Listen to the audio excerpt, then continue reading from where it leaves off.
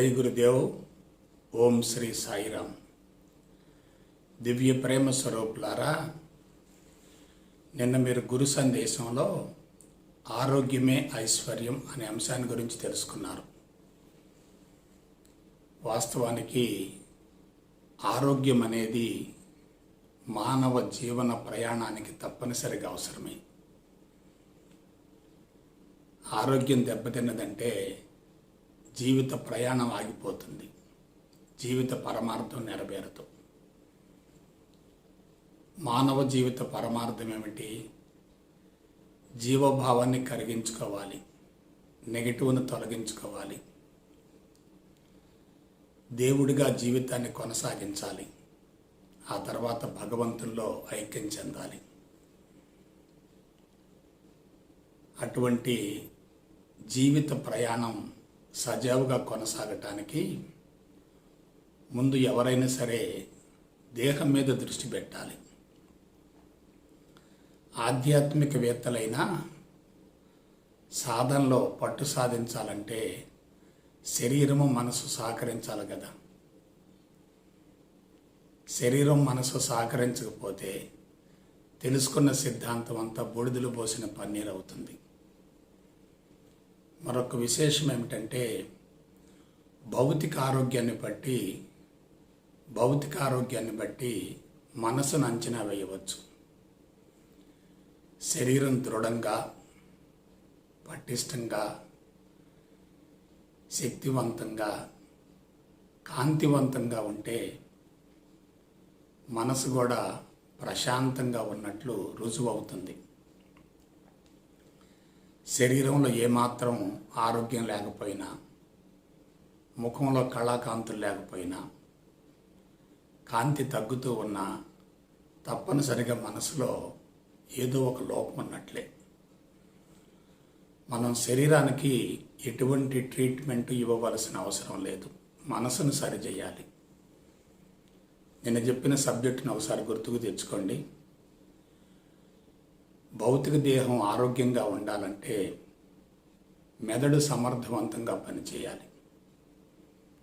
మన దేహంలో ఎన్ని అవయవాలు ఉన్నాయో వాటి మొత్తాన్ని నియంత్రించేటటువంటి కేంద్రాలు మెదడులో ఉంటాయి. మెదడులో ఉన్న కేంద్రం సక్రమంగా పనిచేస్తేనే అవయవాలు సమర్థవంతంగా పనిచేస్తాయి. కాబట్టి దేహానికి ట్రీట్మెంట్ ఇవ్వటం అనేది అశాస్త్రీయ విధానం. మనం సరిచేయవలసింది, శుద్ధి చేయవలసింది మనసుని. మనసులో ఉన్నటువంటి తమో రజోగుణాలు రెండూ కూడా శరీరాన్ని బలహీనపరుస్తూ ఉంటాయి.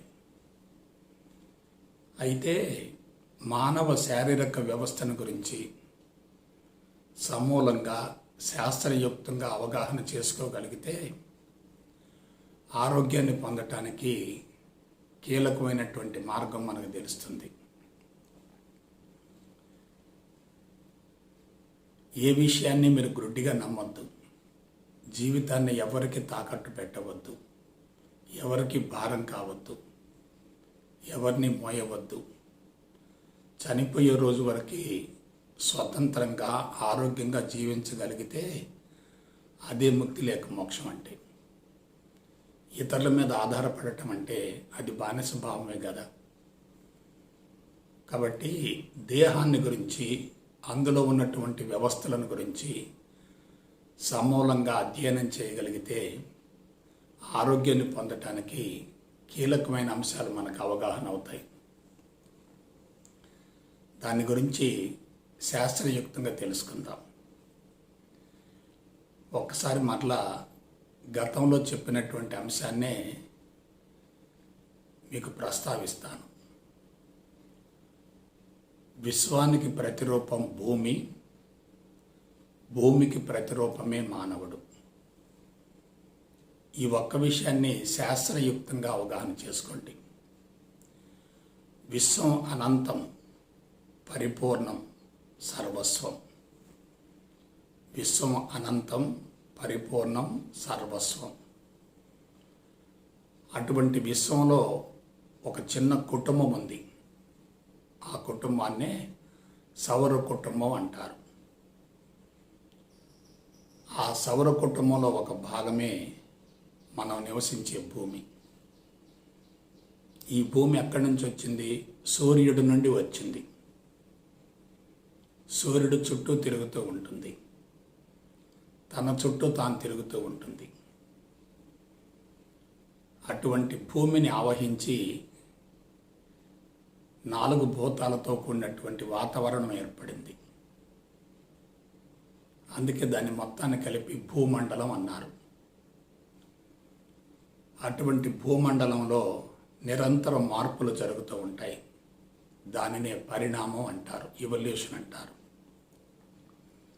ఆ పరిణామ క్రమంలో ముందు అకర్బన పదార్థాలు వచ్చాయి, తర్వాత కర్బన పదార్థాలు వచ్చాయి. కర్బన పదార్థాల సమ్మేళనంతో జీవ పదార్థం ఏర్పడింది. ఇదే జీవులకు ఆధారం. అటువంటి జీవ పదార్థం ద్వారా ముందు వృక్షాలు, తర్వాత జంతు సామ్రాజ్యం ఆవిర్భవించాయి. అటువంటి జంతు సామ్రాజ్యం అంతటిలో పరిణామ క్రమంలో పరాకాష్ఠ దశలో ఉన్నటువంటి ఒకే ఒక జాతి మానవ జాతి. కాబట్టి ఆ ఫార్ములా ఒకసారి గుర్తుకు తెచ్చుకోండి. విశ్వానికి ప్రతిరూపం భూమి అయితే,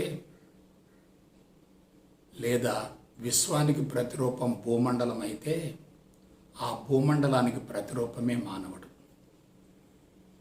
అంటే విశ్వమే మానవుడు, మానవుడే విశ్వం. ఎలా చెప్పొచ్చండి? విశ్వం అనంతం, సర్వస్వం, పరిపూర్ణం అంటున్నారు కదా. మరి మానవ దేహం చిన్నదిగా ఉంది కదా, సూక్ష్మతి సూక్ష్మంగా ఉంది కదా. విశ్వంతో పోలిస్తే మానవ దేహం చాలా చిన్నది కదా. అయితే మనం తెలుసుకోవలసిన నగ్న సత్యం ఏంటంటే, విశ్వం మొత్తాన్ని గురించి మానవుడు తెలుసుకోగలుగుతున్నాడంటే విశ్వంలో ఉన్నది మొత్తం మానవుడిలో ఉన్నట్లే. మానవుని దేహం పరిమితం, ప్రజ్ఞ మాత్రం అనంతం. మానవుని దేహం పరిమితం, ప్రజ్ఞ మాత్రం అనంతం. ప్రజ్ఞ అంటే ఏమిటి? మానసిక పరిధి, మెంటల్ స్పియర్. ప్రజ్ఞ అనంతంగా విస్తరిస్తూ ఉంటే విశ్వ కదలికలు, ప్రకృతి సూత్రాలు మొత్తం అవగాహన అవుతూ ఉంటాయి. కాబట్టి విశ్వం మొత్తంలో కూడా విశ్వాన్ని గురించి సంపూర్ణంగా అవగాహన గావించుకొని, విశ్వ రహస్యాలను మొత్తం తెలుసుకొని, విశ్వానికి ఆధారం ఏమిటో దాని గురించి శాస్త్రయుక్తంగా బహిర్గతం చేసి, నేను కూడా భగవంతుడినే అనే విషయాన్ని స్పష్టంగా ప్రకటించుకున్నటువంటి ఒకే ఒక జాతి మానవ జాతి. అందుకే జంతువునాం నరజన్మ దుర్లభం అన్నారు. మానవునిలో ఆలోచన శక్తి ఉంది, అవగాహన శక్తి ఉంది, పరిసరాల పట్ల స్పందన ఉంది, భాష ఉంది. తనలో ఏం జరుగుతుందో, పరిసరాల్లో ఏం జరుగుతుందో స్పష్టంగా తెలుసుకోగలిగినటువంటి, అవగాహన చేసుకోగలిగినటువంటి అద్భుతమైన మేధస్సు ఉంది. అయితే దురదృష్టం ఏంటంటే, మానవుని యొక్క శరీరం కానీ మనసు కానీ సున్నితంగా, సూక్ష్మంగా, మృదువుగా ఉన్నందువలన పరిసరాల్లో జరిగేటటువంటి వాతావరణ మార్పులను తట్టుకోలేక జీవన విధానం మార్చుకున్నాడు. అంటే ఏమిటి? ఒంటరి జీవితానికి, స్వేచ్ఛాయుత జీవితానికి పూర్తిగా స్వస్తి చెప్పి సామూహిక, సంఘ, కుటుంబ వ్యవస్థకు మారాడు. దీనివల్ల ఏమైంది? విస్తరించవలసిన ప్రజ్ఞ కుంచుకుపోయింది, మానసిక పరిధి తగ్గిపోయింది, బంధాలు పెరుగుతూ వచ్చాయి, స్వేచ్ఛ హరించుకుపోయింది. అదే సమస్యలకు మూలమైంది. అయితే తనను గురించి తాను సంపూర్ణంగా తెలుసుకొని, విశ్వాన్ని గురించి కూడా అవగాహన గావించుకొని, నేనే విశ్వం, విశ్వమే నేను అనేటటువంటి భావనను శాస్త్రయుక్తంగా తెలుసుకొని, అవగాహన గావించుకొని అనుభవంలోనికి పొందగలిగితే మానవుడే మాధవుడవుతాడు, ఆ మాధవుడే భగవంతుడవుతాడు. దీని గురించి శారీరక వ్యవస్థ ద్వారా మనం కొన్ని విషయాలు అవగాహన గావించుకోవచ్చు. చూడండి, ఇంతకుముందు నేను కుటుంబ వ్యవస్థ, వివాహ వ్యవస్థ, చాతుర్వర్ణ వ్యవస్థ, వైదిక వ్యవస్థ, పెట్టుబడిదారి వ్యవస్థ అని చెప్పి కొన్ని వ్యవస్థలను గురించి ప్రస్తావించాను. కానీ ఈ మానవ దేహంలో కూడా కొన్ని వ్యవస్థలు ఉన్నాయి. అటువంటి వ్యవస్థల్లో కొన్నింటిని కీలకమైనవి మనం తెలుసుకోవాలి. కొన్ని కీలకమైనటువంటి వాటిని గురించి మనం తప్పనిసరిగా తెలుసుకోవాలి. ఎందుకంటే మనల్ని గురించి మనం తెలుసుకుంటేనే విశ్వాన్ని గురించి తెలుసుకోవచ్చు. ఈ తెలుసుకోబోయే ముందు ఈ దేహంలో ఏముందో క్లుప్తంగా చెప్తాను. దేహం చూడటానికి పరిమితంగా పరిమాణంలో చిన్నదిగా ఉంటుంది, కానీ దాని గురించి లోతుగా అధ్యయనం చేసేటట్లయితే అందులో అద్భుతాలు జరుగుతున్నాయి. విశ్వంలో ఉన్నటువంటి పాలపుంతలు, నక్షత్ర మండలాలు, నక్షత్ర కుటుంబాలు, నక్షత్ర కూటాలు ఏ విధంగా ఉన్నాయో ఈ దేహంలో కూడా అనూహ్యమైన సంఖ్యలో ఎవ్వరూ లెక్కించలేని, అంచనా వేయలేని స్థితిలో కణాలు ఉన్నాయి. ఆ కణాల లోపల పదార్థం ఉంది. ఆ పదార్థంలో అణువులు, పరమాణువులు ఉన్నాయి. ఆ పరమాణువులలో రేణువులు కూడా ఉన్నాయి. విశ్వం మొత్తంలో ఎటువంటి పదార్థం ఉందో మానవ దేహంలో ఉండవలసిన రీతిలో సమపాళ్లలో అటువంటి పదార్థాలు మొత్తం ఉన్నాయి. భూమిలో ఎన్ని ఎలిమెంట్స్ ఉన్నాయో మానవ దేహంలో అన్ని ఎలిమెంట్స్ ఉన్నాయి, తప్పనిసరిగా ఉండాలి. భూమిని ఆవహించి ఉన్నటువంటి వాతావరణం ఎలా ఉంటుందో ఈ దేహంలో కూడా అటువంటి వాతావరణం ఉంటుంది. భూమిలో పంచభూతాలు ఉన్నాయి అంటున్నాం. ఈ దేహం కూడా పంచభూతాత్మకమే కదా. ఈ పంచభూతాలు ఎలా ఉన్నాయి? ఘనము, ద్రవము, అగ్ని, వాయువు, ఆకాశం. భూమి, నీరు, అగ్ని, వాయువు, ఆకాశం. ఈ దేహం ఎలా ఏర్పడింది? పంచభూతాలతో ఏర్పడింది. ఈ పంచభూతాలు ఎక్కడి నుంచి వచ్చాయి? ఆహారం రూపంలో తల్లి ద్వారా ముందు బిడ్డకు అందించబడింది. ఆహార రూపంలో తల్లి ద్వారా ముందు బిడ్డకు అందించబడింది. ఆ తదుపరి స్వతంత్రంగా ఆహారాన్ని సేకరించుకొని ఈ శరీరం పెరుగుతూ వచ్చింది. ఆ పంచభూతాలకు ఆధారం ఏమిటి? ప్రాణశక్తి. ఆ ప్రాణశక్తికి ఆధారం ఏమిటి? భగవంతుడు. కాబట్టి మానవుడు ఎక్కడి నుంచి వచ్చాడు? భగవంతుడి నుంచి వచ్చాడు. మరలా ఎక్కడికి వెళ్తాడు? భగవంతుడిలోకి వెళ్తాడు. మరి దేహం ఎందుకు వచ్చింది? జీవుడు తన కోరికలు, సంకల్పాలు నెరవేర్చుకోవటం కోసం, జీవభావాన్ని కరిగించుకోవటం కోసం, సంతానోత్పత్తి కోసం, ఫలవంతమైనటువంటి సంతానాన్ని సమాజానికి కానుకగా అందించటం కోసం ఈ శరీరాన్ని తయారు చేసుకున్నాడు. మరొకసారి స్పష్టంగా వినండి. ఎటువంటి శరీరం ద్వారానైతే తన కోరికలు, సంకల్పాలు నెరవేరుతాయో అటువంటి శరీరాన్నే జీవుడు తయారు చేసుకుంటాడు. జీవుడు అంటే సూక్ష్మ శరీరం. దానికి ప్రతిబింబమే, ప్రతిరూపమే స్థూల శరీరం. మరొక మాటలో చెప్పాలంటే స్థూల శరీరాన్ని సూక్ష్మీకరించుకుంటూ పోతే జీవుడు వస్తాడు. సూక్ష్మ శరీరం ఘనీభవనం చెందుతూ ఉంటే స్థూల శరీరం వస్తుంది. స్థూలమే సూక్ష్మం, సూక్ష్మే స్థూలం. రెండు వేరు కావు. అన్యోన్యాశ్రయాలు, విడదీసే అవకాశమే లేదు. ఇక జీవితాంతం పుట్టినప్పటి నుంచి మరణించేంత వరకు ఈ దేహం పంచభూతాలతో నడుస్తూ ఉంటుంది. పంచభూతాలు ప్రవేశిస్తూ ఉంటాయి, బయటికి వెళుతూ ఉంటాయి. ఎట్లా మనం ఆహారం తీసుకుంటున్నాం, నీరు తాగుతున్నాం, వేడిని స్వీకరిస్తూ ఉన్నాం, వాయువుని తీసుకుంటూ ఉన్నాం, ప్రాణశక్తిని గ్రహిస్తూ ఉన్నాం.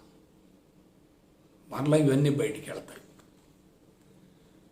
మనం ఆహారం తీసుకుంటున్నాం, దేని ద్వారా? నోటి ద్వారా. ఈ ఆహారం ఎక్కడి నుంచి వచ్చింది? భూమి నుండి వచ్చింది. కాబట్టి అదే భూమి తత్వం. నీరు తాగుతున్నాం నోటి ద్వారానే. ఆ తర్వాత సూర్యరశ్మి ద్వారా వేడిని స్వీకరిస్తూ ఉన్నాం.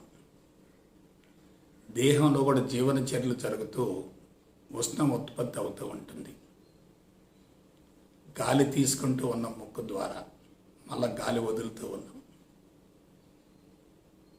ఆ తర్వాత ఎంతో కొంత మేరకు ప్రాణశక్తి లోపలికి వస్తుంది, బయటికి పోతూ ఉంటుంది.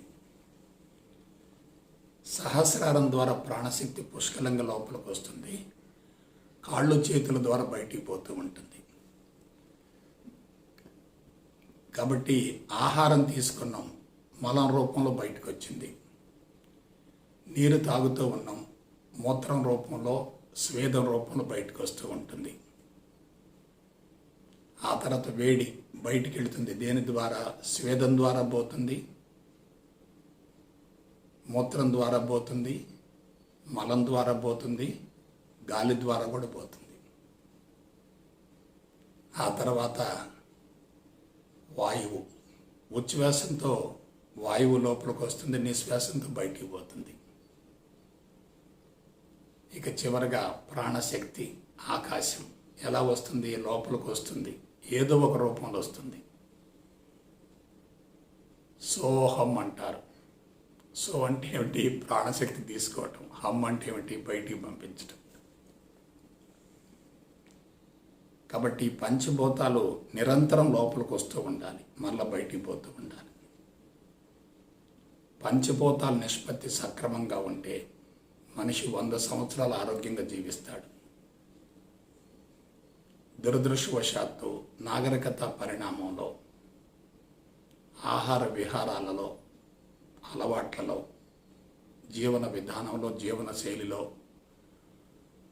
అనూహ్యమైనటువంటి మార్పులు జరగటం వల్ల మనిషి సహజ సిద్ధమైనటువంటి జీవితాన్ని పూర్తిగా వదిలేసి కృత్రిమైనటువంటి జీవితానికి అలవాటు పడినందువల్ల పంచభూతాల నిష్పత్తిలో వ్యత్యాసం వచ్చింది. తత్ఫలితంగా రుగ్మతులు సంభవిస్తూ ఉన్నాయి. ఇక దేహాన్ని మొత్తాన్ని తీసుకోండి, ఒకసారి చూడండి. ఒకటి, ఈ దేహం సక్రమంగా నడవటానికి, పరిసరాల్లో జరిగేటటువంటి మార్పుల్ని గమనించటానికి, పరిసరాల పట్ల స్పందించటానికి, చర్యకు ప్రతిచర్యకు, వీటన్నిటికి సంబంధించి మన దేహంలో ఒక వ్యవస్థ ఉంది. అదే నాడీ వ్యవస్థ. నాడీ వ్యవస్థ, నర్వస్ సిస్టమ్. రెండవది, ఆహారాన్ని స్వీకరించి జీర్ణం చేసుకొని వంట బట్టించి జీవన చర్యలకు అవసరమైనటువంటి జీవశక్తిని అందించడం కోసం ఒక వ్యవస్థ ఉంది. అదే జీర్ణ వ్యవస్థ. నోటితో మొదలవుతుంది, అపానంతో అంతమవుతుంది. జీర్ణ వ్యవస్థ. గాలి లోపలికి తీసుకోవాలి, దాన్ని మరలా బయటికి పంపించాలి. గాలి లోపలికి వస్తే ఉచ్ఛ్వాసం అంటారు, గాలి బయటికి వెళితే నిశ్వాసం అంటారు. ఉచ్ఛ్వాసంలో ప్రాణవాయువు ఉంటుంది, నిశ్వాసంలో కార్బన్ డైఆక్సైడ్ ఉంటుంది. అంటే శరీరానికి అవసరమైనటువంటి ప్రాణవాయువు శ్వాస రంధ్రాల ద్వారా శ్వాసకోశాల్లోకి వెళుతుంది. అనవసరమైనటువంటి విసర్జించవలసినటువంటి వాయువు బయటికి వెళ్ళిపోతుంది. అంటే శ్వాసించటానికి అవసరమైనటువంటి వ్యవస్థ మొత్తాన్ని శ్వాస వ్యవస్థ అన్నారు. ఉచ్ఛ్వాసం నిశ్వాసం కలిపితే శ్వాస అవుతుంది. అటువంటి శ్వాసకు సంబంధించిన వ్యవస్థని శ్వాస వ్యవస్థ అన్నారు. శ్వాసకోశాలలో చెడు రక్తం మొత్తం శుద్ధి అవుతుంది. ఆ రక్తం తర్వాత గుండెకు వస్తుంది. గుండె ద్వారా శరీరం మొత్తానికి పంపిణీ చేయబడుతుంది. ఆ విధంగా పోషక పదార్థం అన్ని భాగాలకు పంపిణీ చేయబడి అన్ని కణాలు సమర్థవంతంగా పనిచేయడానికి అవసరమైనటువంటి జీవశక్తిని అందించడం కోసం ప్రసరణ వ్యవస్థ ఉంటుంది, రక్తం ఉంటుంది. రక్త ప్రసారం జరుగుతుంది, రక్త ప్రసరణ జరుగుతుంది. అదే ప్రసరణ వ్యవస్థ అంటారు. మళ్ళొకసారి చూడండి, నాడీ వ్యవస్థ, జీర్ణ వ్యవస్థ, శ్వాస వ్యవస్థ, ప్రసరణ వ్యవస్థ. ఇక ఐదవది విసర్జక వ్యవస్థ. శరీరంలో జీవన చర్యల ద్వారా జీవశక్తి ఉత్పన్నం కావటం ద్వారా వేస్ట్ మెటీరియల్ కొంత ఉంటుంది, అనవసర పదార్థం ఉంటుంది. అటువంటి పదార్థం శరీరంలో ఉంటే శరీరం మొత్తం కూడా విషపూరితం అవుతుంది. అందువల్ల దాన్ని ఎప్పటికప్పుడు బయటికి పంపించడానికి ఒక వ్యవస్థ ఉంది, అదే విసర్జక వ్యవస్థ. ఇది మూత్రపిండాలతో కూడి ఉంటుంది. ఇక అంతిమంగా ప్రత్యుత్పత్తి వ్యవస్థ, రిప్రొడక్టివ్ సిస్టమ్. జీవిత పరమార్థం నెరవేరాలంటే మాతృత్వం అనబడేటటువంటి యజ్ఞం నిర్వహించబడాలంటే పురుషుడి దేహం నుంచి ఒక బీజం రావాలి, అదే అర్ధబీజం. స్త్రీ దేహంలో ఒక అండం తయారు కావాలి. ఈ రెండు అర్ధబీజాలు కలిసిపోయి పరిపూర్ణ బీజమై అది ఒక బిడ్డకు జన్మనివ్వాలి. అందుకోసం మగవాళ్ళలో ఆడవాళ్ళలో వేరువేరుగా ప్రత్యుత్పత్తి వ్యవస్థలు ఉన్నాయి. వీటితో పాటుగా ఇంకొక వ్యవస్థ ఉంది, అస్థి పంజర వ్యవస్థ, స్కెలిటల్ సిస్టమ్. సో ఇంతవరకు కీలకమైనటువంటి వ్యవస్థల గురించి చెప్పాను. ఇవి కంటికి కనపడుతున్నాయి. ఒకటి నాడీ వ్యవస్థ, 2 జీర్ణ వ్యవస్థ, 3 శ్వాస వ్యవస్థ, 4 ప్రసరణ వ్యవస్థ, 5 విసర్జక వ్యవస్థ, 6 ప్రత్యుత్పత్తి వ్యవస్థ, 7 అస్థిపంజర వ్యవస్థ. చాలా క్లిష్టంగా ఉంటుంది, సంక్లిష్టంగా ఉంటుంది. దీని గురించి ఒక అవయవాన్ని గురించి తెలుసుకోవాలంటేనే సంవత్సరాల తరబడి కాల వ్యవధి అవసరం అవుతుంది. అందుకే మీరు అల్లోపతిలో తీసుకోండి, స్పెషాలిటీ, సూపర్ స్పెషాలిటీ అంటున్నారు. ఒక్కొక్క అవయవానికి స్పెషలిస్టులు ఉన్నారు. లోపల జరిగేటటువంటి ఆ జీవన చర్యలు కానీ నిర్మాణాన్ని గురించి తెలుసుకోవటం కోసం సంవత్సరాల కాల వ్యవధి అవసరం అవుతుంది. వాటి గురించి ఇంకా పరిశోధనలు జరుగుతూనే ఉన్నాయి. అయితే మానవ జీవితాన్ని, జీవన విధానాన్ని సమూలంగా నిర్దేశించేటటువంటి ఒక వ్యవస్థ ఉంది, అదే హార్మోను వ్యవస్థ. హార్మోను వ్యవస్థ ఇది చాలా కీలకమైంది. ఇదే మానవ జీవితాన్ని ఉన్నతంగా తీర్చిదిద్దింది. హార్మోన్ సిస్టమ్ అంటారు. వినాళ గ్రంథుల వ్యవస్థ అంటారు. వినాళం అంటే నాళం లేకుండా వీటి స్రావాలు నేరుగా రక్తంలో కలిసిపోతూ ఉంటాయి. ఏదైనా ఒక పదార్థం మరొక చోటకి వెళ్ళాలంటే తప్పనిసరిగా నాళాలు కావాలి. అటువంటి నాళాలు లేకుండా తయారైనటువంటి స్రావాలన్నీ కూడా నేరుగా రక్తంలో కలుస్తూ ఉంటాయి. కాబట్టి వాటిని వినాళ గ్రంథులు అన్నారు, దాన్ని హార్మోన్ వ్యవస్థ అన్నారు. ఇంకా మరొక వ్యవస్థ ఉంది, ఇది ఇంకా కీలకమైంది. అదేమిటంటే వ్యాధి నిరోధక వ్యవస్థ, ఇమ్యూన్ సిస్టమ్. రెసిస్టెన్స్ పవర్తో కూడినటువంటి ఒక వ్యవస్థ ఉంది, అది వ్యాధి నిరోధక వ్యవస్థ. బిడ్డలారా, ఆరోగ్యాన్ని పొందటానికి కీలకమైనటువంటి విషయాలు ఈరోజు మీరు శాస్త్రయుక్తంగా తెలుసుకోబోతున్నారు. మానవ దేహాన్ని మొత్తాన్ని నియంత్రిస్తూ పరిసరాలలో, ప్రకృతిలో, విశ్వంలో జరిగేటటువంటి మార్పులు చేర్పులు మొత్తాన్ని పసిగట్టగలిగినటువంటి ఒకే ఒక అద్భుతమైన వ్యవస్థ ఏమిటంటే నాడీ వ్యవస్థ. ఈ నాడీ వ్యవస్థలో 3 భాగాలు ఉంటాయి. జాగ్రత్తగా విశ్లేషించుకుని అర్థం చేసుకోండి. 1 కేంద్ర నాడీ వ్యవస్థ, 2 పరిధీయ నాడీ వ్యవస్థ, 3 స్వయంచోదిత నాడీ వ్యవస్థ. కేంద్ర నాడీ వ్యవస్థ, పరిధీయ నాడీ వ్యవస్థ, స్వయంచోదిత నాడీ వ్యవస్థ. Central nervous system, peripheral nervous system, autonomic nervous system. వీటి గురించి తెలిస్తేనే శరీరాన్ని గురించి అవగాహన అవుతుంది. శరీరాన్ని గురించి అవగాహన అయితేనే జీవితాన్ని గురించి స్పష్టంగా తెలుసుకోగలుగుతాం. జీవితాన్ని గురించి తెలుసుకుంటేనే జీవిత పరమార్థం నెరవేరుతుంది. ఒక్కొక్క వ్యవస్థలో కూడా అవయవాలు ఉంటాయి, అంగాలు ఉంటాయి, కణజాలాలు ఉంటాయి, కణాలు ఉంటాయి, కణాంగాలు ఉంటాయి, అణువులు ఉంటాయి, పరమాణువులు ఉంటాయి, రేణువులు ఉంటాయి. ఇవన్నీ కంటికి కనిపించేవి, ప్రయోగపూర్వకంగా నిరూపించగలిగేవి. నాడీ వ్యవస్థలో మొట్టమొదటిది ఏంటంటే కేంద్ర నాడీ వ్యవస్థ. ఇది 2 భాగాలు కలిసి ఉన్నటువంటి సంయుక్త అవయవం. 2 భాగాలు కలిసి ఉన్నటువంటి సంయుక్త అవయవం. మొదటి భాగం ఏంటంటే మెదడు. నిన్న చెప్పాను, గుర్తుకు తెచ్చుకోండి. 2వ భాగం ఏమిటంటే వెన్నుబాము. అది ఒక ట్యూబ్ లాగా ఉంటుంది. మెదడు, వెన్నుబాము రెండింటిని కలిపి కేంద్ర నాడీ వ్యవస్థ అంటారు. మీరు జాగ్రత్తగా పరిశీలించండి. పురుషులు విడుదల చేసేటటువంటి శుక్రకణం ఎలా ఉంటుందో మెదడు, వెన్నుబాములతో కూడినటువంటి కేంద్ర నాడీ వ్యవస్థ అలా ఉంటుంది.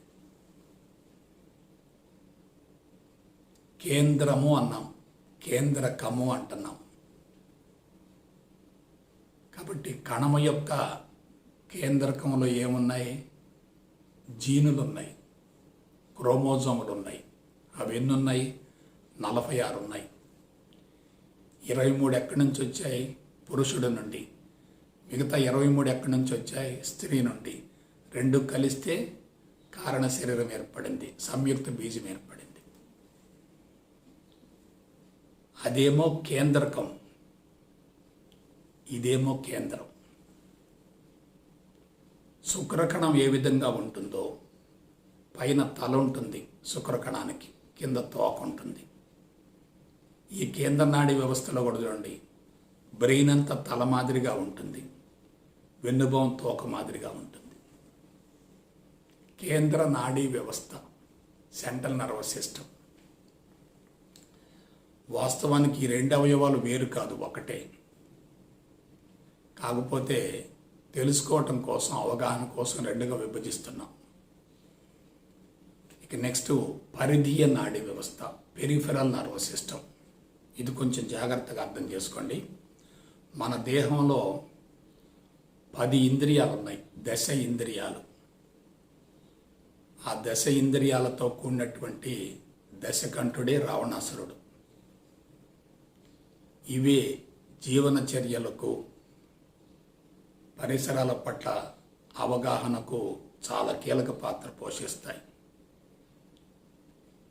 వీటిల్లో 5 జ్ఞానేంద్రియాలు, 5 కర్మేంద్రియాలు. జ్ఞానేంద్రియాలు ఏమిటి? 2 కళ్ళు, 2 చెవులు, 1 ముక్కు, నాలుక, స్కిన్, చర్మం. జ్ఞానేంద్రియాలు, జ్ఞాన ఇంద్రియాలు. జ్ఞానాన్ని సముపార్జన చేసేటటువంటి ఇంద్రియాలు కాబట్టి వీటిని జ్ఞానేంద్రియాలు అన్నారు. ఇవి కేవలం ఇన్ఫర్మేషన్ తీసుకొస్తూ ఉంటాయి. వీటిని బాహ్య ప్రపంచానికి బహిర్మార్గాలు అంటారు. బాహ్య ప్రపంచానికి బహిర్మార్గాలు అంటారు. కళ్ళు చూస్తూ ఉంటాయి, చెవులు వింటూ ఉంటాయి, ముక్కు వాసన చూస్తూ ఉంటుంది, నాలుక రుచిని గ్రహిస్తూ ఉంటుంది, చర్మం పరిసరాల ఉష్ణాన్ని తెలుసుకుంటూ ఉంటుంది. ఈ పంచ జ్ఞానేంద్రియాల్లో అతి పెద్దది ఏమిటంటే చర్మం. అతి పెద్దది చర్మం. కళ్ళు 2 ఉంటాయి, చెవులు 2 ఉంటాయి, ముక్కు రంధ్రాలు 2 ఉంటాయి, కానీ ముక్కు మాత్రం ఒకటే ఉంటుంది. నాలుక ఒకటే ఉంటుంది, చర్మం ఒకటే ఉంటుంది. ఈ జ్ఞానేంద్రియాల ద్వారా సమాచారం లోపలికి వస్తుంది, ఇన్ఫర్మేషన్ వస్తుంది. ఎలా వస్తుంది? మనం కంటితో చూసినప్పుడు ఒక వస్తువు మీదకు మనం ప్రాణశక్తిని ప్రసరింపజేస్తాం. ప్రాణశక్తిని ప్రసరింపజేసినప్పుడు ఆ వస్తువు మీద మన దృష్టి పడుతుంది. దృష్టి పడ్డప్పుడు ఆ దృశ్యం కనిపిస్తుంది. ఆ సమాచారం లోపలికి వెళుతుంది. ఎక్కడికి వెళుతుంది? మెదడుకి వెళుతుంది. జ్ఞానేంద్రియాల ద్వారా సమాచారాన్ని మెదడుకు చేర్చేటటువంటి నాడుల్ని జ్ఞాన నాడులు అన్నారు. మనం దేన్నైతే చూస్తామో దాన్ని దృశ్యం అంటారు. దేని ద్వారా చూస్తామో దాన్ని ద్రష్ట అంటాం. ఆ చూడబడే విధానాన్ని దృష్టి అంటారు. ద్రష్ట, దృష్టి, దృశ్యం. ఈ సమాచారం లోపలికి పోతుంది. ఆ లోపలికి సమాచారాన్ని తీసుకెళ్ళేటటువంటి వైర్లు ఉంటాయి, కరెంటు తీగల్లాగా ఉంటాయి. అవే నాడులు. జ్ఞానాన్ని లోపలికి తీసుకెళ్ళేటటువంటి నాడులు కాబట్టి వాటిని జ్ఞాన నాడులు అన్నారు. ఇవి చాలా ఉంటాయి. చర్మం నుండి ఎన్ని ఉంటాయో చూసుకోండి. జ్ఞాన నాడులు. అలాగే మన శరీరంలో కర్మలు జరుగుతూ ఉంటాయి, జీవన చర్యలు జరుగుతూ ఉంటాయి, కర్మలు జరుగుతూ ఉంటాయి. కర్మలు జరగటానికి 5 ఇంద్రియాలు ఉన్నాయి.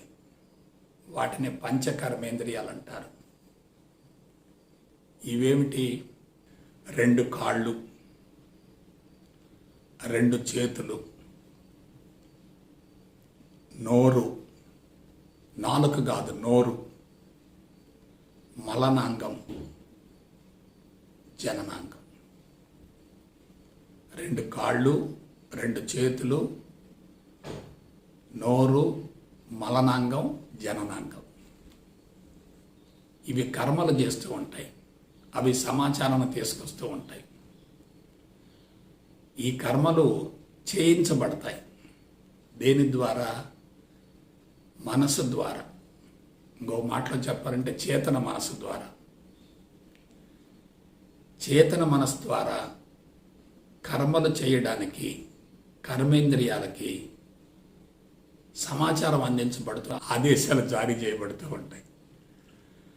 అలా ఆదేశాలు జారీ చేయటం కోసం మెదడు నుండి, వెన్నుభావం నుండి నాడులు వెళుతూ ఉంటాయి.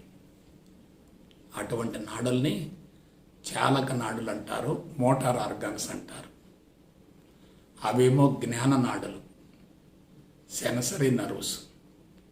ఇవేమో చాలక నాడులు, మోటార్ నర్వ్స్. సో ఇప్పుడు మనం కేంద్ర నాడీ వ్యవస్థను గురించి తెలుసుకున్నాం, పరిధీయ నాడీ వ్యవస్థను గురించి తెలుసుకున్నాం. ఈ నాడులు మొత్తం కూడా బాడీ మొత్తం ఉంటాయి. ప్రతి కణానికి నాడులు వెళ్తూనే ఉంటాయి. అవి సూక్ష్మమైనటువంటి ఫైబర్స్ మాదిరిగా ఉంటాయి, తంతువులు మాదిరిగా ఉంటాయి. అకార్డింగ్ టు మెడికల్ ఎస్టిమేషన్, వైద్యుల యొక్క అంచనా ప్రకారం మన దేహంలో 16,000 కిలోమీటర్లు పొడవైనటువంటి నాడులు ఉన్నాయట. 16,000 కిలోమీటర్లు పొడవైనటువంటి నాడులు ఉన్నాయట. నాడీ తంతువులు ఉన్నాయి. అలాగే గుండె నుంచి రక్తం అన్ని భాగాలకు సరఫరా అవుతుంది, మరలా వస్తూ ఉంటుంది. గుండె నుండి రక్తాన్ని తీసుకెళ్లే వాటిని ధమనులు అంటారు. రక్తాన్ని మరలా తీసుకొచ్చే వాటిని సిరలు అంటారు. ఈ ధమనులు, సిరల యొక్క పొడవు ఎంత ఉంటుందంటే 96,000 కిలోమీటర్లు ఉంటుందట. Man is the finest Animal, man is the wisest Animal. Man is the supreme Animal, man is the universal Animal, man is everything. అసలు ఈ జన్మ రావటం మన అదృష్టం. ఇటువంటి మార్గం లభించటం పూర్వజన్మ సుకృతం. ఈ మార్గంలో పరిణతి చెందగలిగితే ఇక జీవితం 100% సార్థకమైనట్లే. పరిణతి చెందకపోతే అసంతృప్తి కొనసాగుతుంది. ఎందుకంటే తెలుసుకున్న అనుభవంలోకి పొందితే అంతరంగం నిండుకుండలాగా ఉంటుంది. ఇప్పుడు మీకు ఒక విషయం చెప్తాను. ఈ కర్మేంద్రియాలు, జ్ఞానేంద్రియాలు 2 రకాలు కూడా మనసు కంట్రోల్లో ఉంటాయి. మనసు కంట్రోల్లో ఉండి ఇవి పనిచేస్తూ ఉంటాయి. వీటి ద్వారా జరిగేటటువంటి కర్మల్ని నియత కర్మలు అంటారు, వాలంటరీ యాక్షన్స్ అంటారు. నియత కర్మలు, వాలంటరీ యాక్షన్స్. అయితే మన ప్రమేయం లేకుండా పుట్టినప్పటి నుంచి మరణించేంత వరకు లోపల నిరంతరం చర్యలు జరుగుతూ ఉంటాయి. వాటిని జీవన చర్యలు అంటారు. అవి జరగటానికి ఇంధనం కావాలి. దాన్ని జీవశక్తి అంటారు. అటువంటి జీవశక్తి ఎక్కడి నుంచి వస్తుంది? పంచభూతాల ద్వారా వస్తుంది.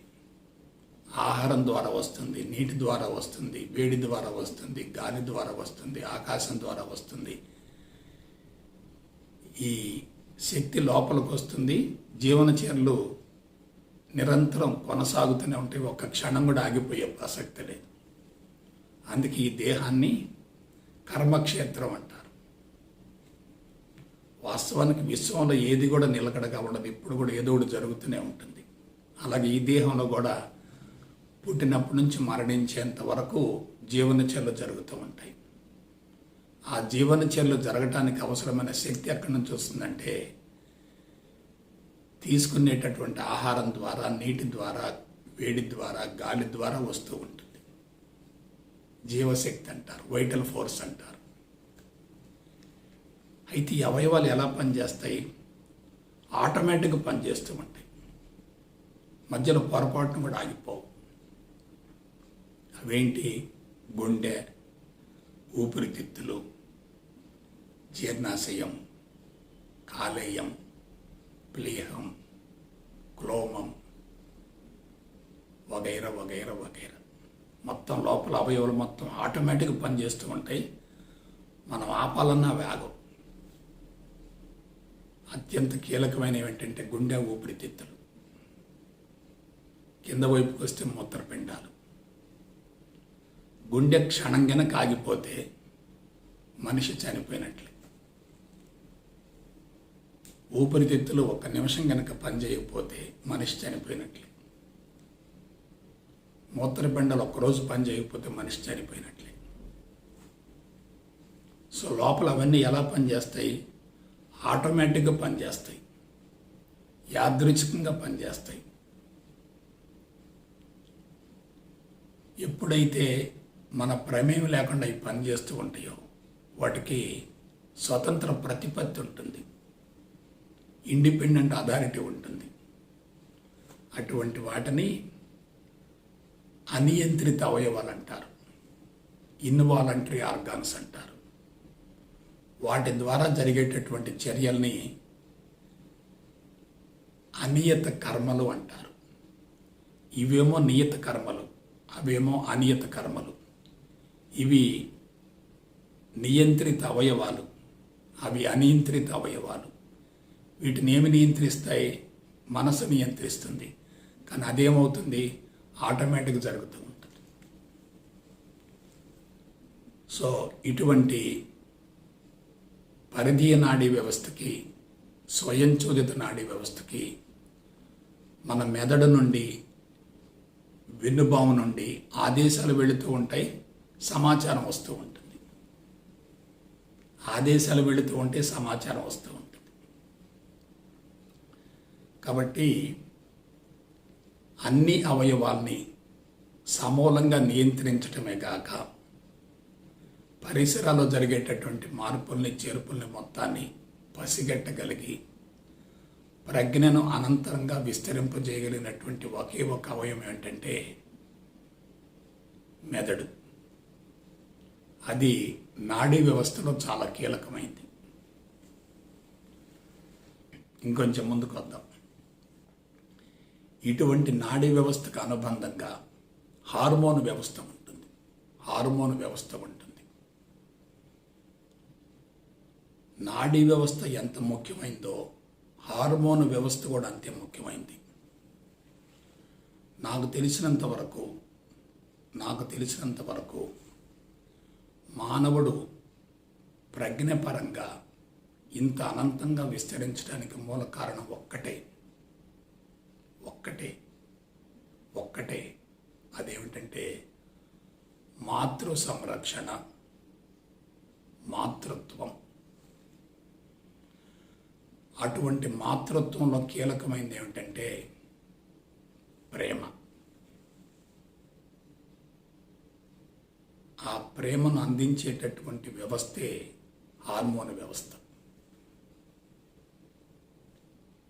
కాబట్టి ఈ హార్మోన్ వ్యవస్థ సమర్థవంతంగా పనిచేసిందనుకోండి, మానవుడి ప్రజ్ఞ అనంతంగా విస్తరిస్తుంది.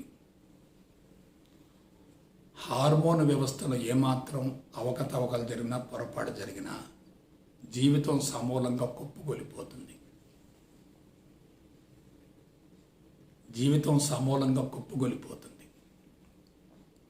యోగా అంటే ఏమీ లేదు, హార్మోన్ వ్యవస్థను సక్రమంగా సమర్థవంతంగా పనిచేయించడమే. ఎప్పుడైతే ఆహార విహారాలలో, ఆచార వ్యవహారాలలో నియమాలు, కట్టుబాట్లు సక్రమంగా ఉంటాయో ఈ వ్యవస్థ సమర్థవంతంగా పనిచేస్తుంది. జీవనశైలి ప్రకృతికి విరుద్ధంగా ఉంటే ఈ హార్మోన్ వ్యవస్థ సక్రమంగా పనిచేయదు, జీవిత పరమార్థం నెరవేరే ప్రసక్తి లేదు. ఇక మూడోది ఒకటి ఉంది. అదేమిటంటే వ్యాధి నిరోధక వ్యవస్థ, ఇమ్యూన్ సిస్టమ్. మన దేహంలోకి విష పదార్థం కానీ, విషక్రిములు కానీ, సూక్ష్మజీవులు కానీ, బ్యాక్టీరియా కానీ, వైరస్ కానీ ప్రవేశించినప్పుడు ఆ ప్రవేశించినటువంటి ప్రమాదకరమైనటువంటి పదార్థాన్ని, సూక్ష్మజీవుల్ని ఎదుర్కొని శరీరాన్ని కాపాడేటటువంటి అద్భుతమైన వ్యవస్థే వ్యాధి నిరోధక వ్యవస్థ. దీన్నే రక్షణ వ్యవస్థ అంటారు, డిఫెన్స్ సిస్టమ్ అంటారు. చూసారా దేహం ఎంత గొప్పదో. నాడీ వ్యవస్థ గొప్పదే, హార్మోన్ వ్యవస్థ గొప్పదే, రక్షణ వ్యవస్థ గొప్పదే, వ్యాధి నిరోధక వ్యవస్థ గొప్పదే. దీన్ని ఇంగ్లీషులో ఇమ్యూన్ సిస్టమ్ అంటారు. దీని ద్వారా ఉత్పన్నమయ్యే శక్తిని ఏమంటారంటే రెసిస్టెన్స్ పవర్ అంటారు. ఎవరికి జబ్బులున్నా, ఎవరి శరీరం సక్రమంగా పనిచేయకపోయినా, శరీరంలో ఉన్నటువంటి అవయవాల్లో అవకతవకలు జరుగుతున్న దానికి మూల కారణం ఈ రెసిస్టెన్స్ పవర్ లేకపోవటమే. ఒక ప్రమాదకరమైన పదార్థం కానీ, సూక్ష్మజీవిగా లోపల ప్రవేశించినప్పుడు దాన్ని ఎదుర్కోకపోతే ఏమవుతుంది? శరీరంలో ఉన్నటువంటి అవయవాలు మొత్తం కూడా విషపూరితం అవుతాయి. వాటికి అవయవాలే ఆహారం అవుతాయి. అదే జబ్బుగా మారుతుంది. అదే జీవితాన్ని కబళించి వేస్తుంది. అటువంటి ఆ ఇమ్యూన్ సిస్టమ్ దేని ద్వారా నిర్వహించబడుతుందంటే మన రక్తంలో ఎర్ర రక్త కణాలు ఉంటాయి, తెల్ల రక్త కణాలు ఉంటాయి, ప్లేట్లెట్స్ ఉంటాయి. వీటిలో తెల్ల రక్త కణాలు ఈ పనిచేస్తాయి. WBC అంటారు, వైట్ బ్లడ్ కార్పసల్స్ అంటారు. ఎవరైతే మనోబలంతో ఉంటారో వాళ్ళకి WBC వైట్ బ్లడ్ కార్పసల్స్ సమర్థవంతంగా పనిచేస్తాయి. ఎవరైతే మానసికంగా బలహీనంగా ఉంటారో, సంకుచితంగా స్వార్థంగా ఉంటారో, తమో రజోగుణాలతో ఉంటారో వాళ్ళల్లో ఈ వ్యవస్థ బలహీనంగా ఉంటుంది.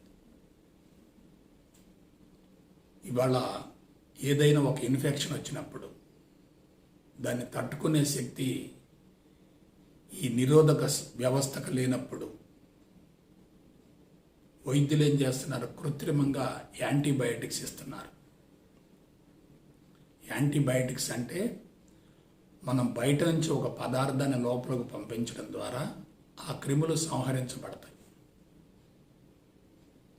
ఆ క్రిములు వీటి ద్వారా హరించివేయబడతాయి ఈ మందుల ద్వారా. అవి యాంటీబయాటిక్స్ అంటే. సరే, ఈ వ్యాధి నిరోధక వ్యవస్థ ఎందుకు బలహీనపడింది, ఎలా బలహీనపడింది, దీని గురించి క్లుప్తంగా చెప్తాను. హానికరమైన పదార్థం కానీ సూక్ష్మజీవి కానీ లోపలికి ప్రవేశించిందనుకోండి, దాన్ని ప్రతిజనకం అంటారు, యాంటీజెన్ అంటారు. ప్రతిజనకం అది పదార్థం కావచ్చు, సూక్ష్మజీవులు కావచ్చు, వైరస్ బ్యాక్టీరియాలు కావచ్చు.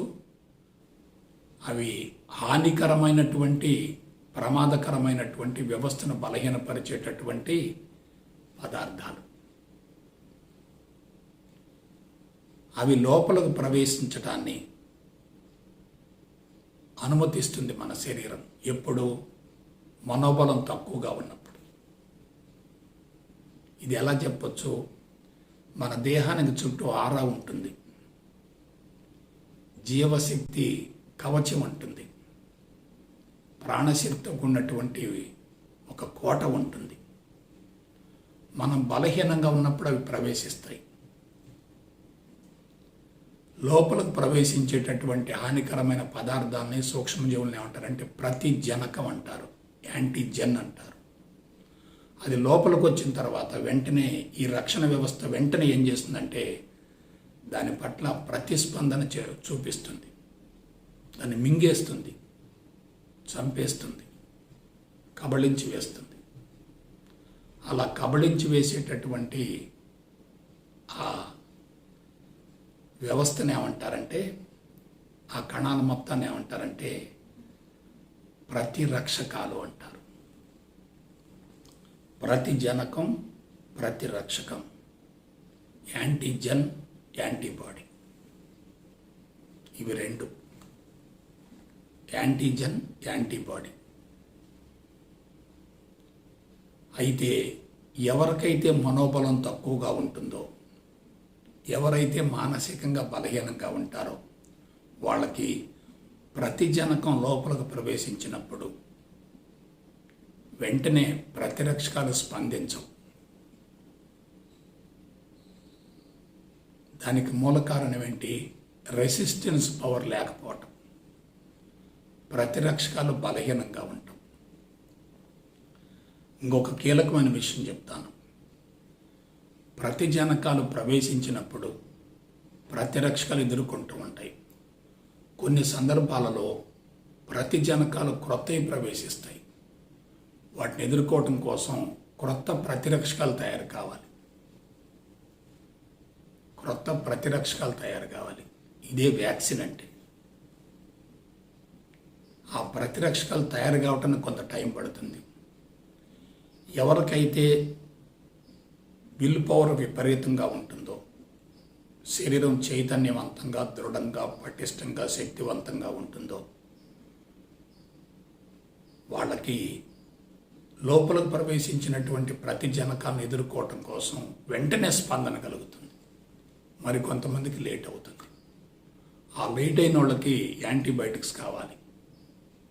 వెంటనే స్పందించే వాళ్ళకి యాంటీబయాటిక్స్తో పని లేదు. అయితే ఈ ఇమ్యూన్ సిస్టాన్ని డెవలప్ చేసుకోవటం ఎట్లా? ఎండకి ఎండాలి, వర్షానికి తడవాలి, చలిలో వణకాలి, కష్టపడి పనిచేయాలి. అన్నిటిని మించి విశ్వవ్యాపిత భావన ఉండాలి. కాబట్టి అటువంటి ఇమ్యూన్ సిస్టమ్ ఎప్పుడైతే వీక్ అవుతుందో మనిషి జీవితం కుప్పకూలిపోతుంది. అటువంటి ఇమ్యూన్ సిస్టమ్ వీక్ అవడానికి మూల కారణం ఒకే ఒక మాట చెప్తున్నాను. మనిషి స్వేచ్ఛను కోల్పోవటం బంధాల పట్టు. బంధాలు పెరుగుతున్నాయంటే శక్తి హరించుకుపోతుంది. సంపూర్ణ స్వేచ్ఛను అనుభవించగలుగుతున్నామంటే శక్తి అనంతంగా విస్తరిస్తుంది. అందుకు ఒకే ఒక చక్కని రాచబాట ఆధ్యాత్మిక మార్గం. కాబట్టి బిడ్డలారా, జీవితాన్ని ఉపరితలంలో చూడవద్దు, లోతుగా అధ్యయనం చేయండి. చేతులు కాలేక ఆకులు పట్టుకుంటే ప్రయోజనం ఉండదు. ఎక్కడ లోపం జరుగుతుంది, ఎందుకు లోపం జరుగుతుంది, మూల కారణం ఏమిటి? శారీరక సుఖానికి అలవాటు పడేటటువంటి వ్యక్తులకి ఈ ఇమ్యూన్ సిస్టమ్ వీక్గా ఉంటుంది. కష్టపడి పనిచేసే వాళ్ళకి శరీరంలో వేడి బాగా ఉత్పన్నం అవుతుంది కాబట్టి ఆ ఇమ్యూన్ సిస్టమ్ సమర్థవంతంగా పనిచేస్తుంది. మనిషి ప్రకృతికి దూరం అయ్యాడు. ఆలోచన విధానం మారింది. ప్రజ్ఞ పరిమితంగా ఉంది. కుంచుకొని స్వార్థంగా సంకుచితంగా జీవిస్తున్నాడు, ఆలోచిస్తున్నాడు. అందుకే శరీరం కూడా ఏమైంది, కుంచుకుపోతుంది. ప్రాణశక్తి పరిధి తగ్గిపోతుంది. పాజిటివ్ ఎనర్జీకి బదులుగా నెగిటివ్ ఎనర్జీ బాడీలోకి ప్రవేశిస్తుంది. సో శరీరాన్ని ఆరోగ్యంగా ఉంచుకోవడం కోసం మనకు 3 వ్యవస్థలు, వీటి గురించి మరలా క్లియర్గా చెప్తాను. 1 నాడీ వ్యవస్థ, 2 హార్మోన్ వ్యవస్థ, 3 వ్యాధి నిరోధక వ్యవస్థ. Nervous system, hormone system, immune system. ఈ 3 ఎవరికైతే పటిష్టంగా ఉంటాయో వాళ్ళు జబ్బుల గురించి భయపడవలసిన అవసరం లేదు.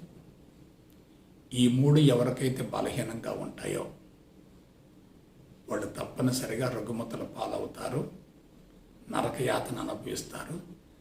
జీవితాన్ని బలవంతంగా మధ్యలోనే ముగించవలసినటువంటి అవసరం ఏర్పడుతుంది. దీనికి ఆధ్యాత్మిక మార్గం ఏ విధంగా ఉపయోగపడుతుంది అనే దాని గురించి రాబోయే ఎపిసోడ్స్లో మీరు తెలుసుకోవచ్చు.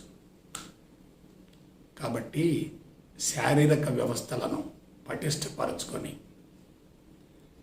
భౌతిక ఆరోగ్యంతో పాటు మానసిక పరిపూర్ణత్వాన్ని పొంది మీ జీవితాలను ఆనందమయం చేసుకుంటారని మనస వాచ కర్మను కోరుకుంటూ సెలవు తీసుకుంటా.